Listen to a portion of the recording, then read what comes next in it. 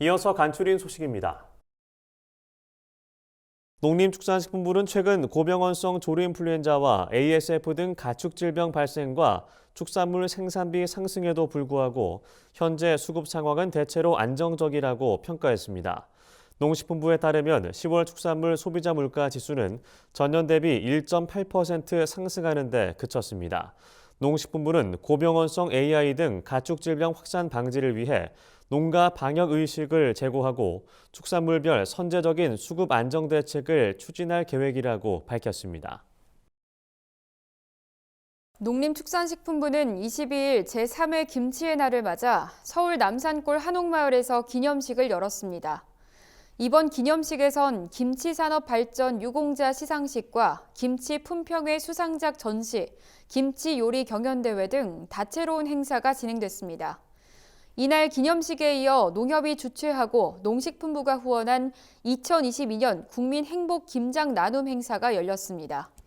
이번 행사에선 고향 주부 모임, 농가 주부 모임 등 300여 명의 자원봉사자가 직접 담근 김장 김치를 포함해 총 2만 5천 포기가 취약계층에 전달됐습니다.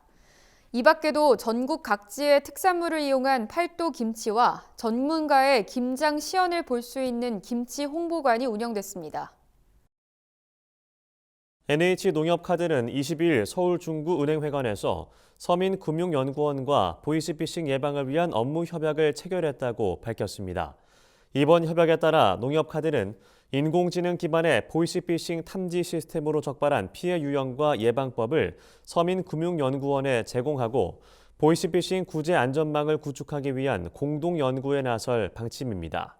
한편 이날 진행된 보이스피싱 예방 포럼에서는 카드 결제 계좌 정지 예방 체계와 구축 사례, NH 피싱 방지 서비스에 대한 소개가 이뤄졌습니다. 정부가 농어촌 마을에서 캠핑이 가능하도록 규제 개선에 나섰습니다. 정부는 우선 농어촌 체험 휴양마을의 공동시설을 활용할 경우 일정 규모 이하의 캠핑장 조성이 가능하도록 제도 개선을 추진합니다. 아울러 올해 기준 27곳에 불과한 숲속 야영장을 국공립을 중심으로 2027년까지 50곳으로 늘릴 계획입니다. 밀폐된 텐트 내 전기 사용량 제한도 기존 600와트에서 그 이상으로 확대하고 합법적인 차박 가능 지역을 발굴할 방침입니다. 내년 1월 1일 고향사랑 기부제 시행을 앞두고 전라남도가 농수축산물과 관광상품 등 118개 품목을 답례품으로 선정했다고 최근 밝혔습니다. 선정된 답례품은 여수 갓김치와 나주배, 남도장터 상품권과 친환경 농산물 꾸러미 등 전남도 내 시군 특산품입니다. 구체적인 답례품 목록은 전남도 누리집에서 볼 수 있습니다. 전남도는 지역 대표성과 시군 간 형평성, 답례품의 매력도 등을 고려해 선정했다고 설명했습니다. 환경부와 국립생물자원관이 전국 주요 철새 도래지를 대상으로 11월 11일부터 3일간 겨울철 조류 전국 동시 총조사를 한 결과 약 143만 마리의 겨울 철새를 확인했다고 최근 밝혔습니다. 이번 조사에 따르면 11월 겨울 철새 수는 지난해 11월보다 약 21만 마리가 늘어난 것으로 확인됐습니다. 특히 조류 인플루엔자 전파 가능성이 큰 오릿과 조류가 대폭 늘어난 것으로 나타났습니다.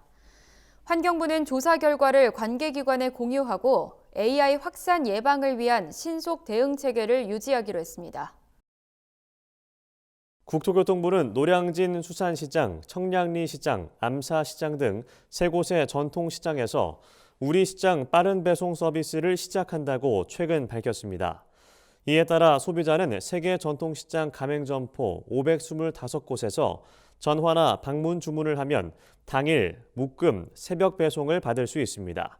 국토부는 가맹점포에서 서비스를 우선 제공하고 다음 달부터 네이버와 당근마켓 등 온라인으로 서비스를 확대할 예정입니다.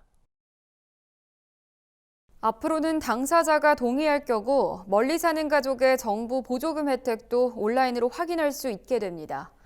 행정안전부는 이 같은 내용의 수혜적 공공서비스 목록 관리 및 맞춤 안내에 관한 규정 고시를 개정해 22일부터 시행한다고 밝혔습니다. 이번 고시 개정으로 당사자가 정보 제공에 동의하면 보조금 24 누리집에서 분리세대 가족도 혜택을 열람할 수 있습니다. 인터넷 사용이 익숙하지 않을 경우에는 가까운 읍면동 주민센터를 직접 방문해 신청도 가능합니다.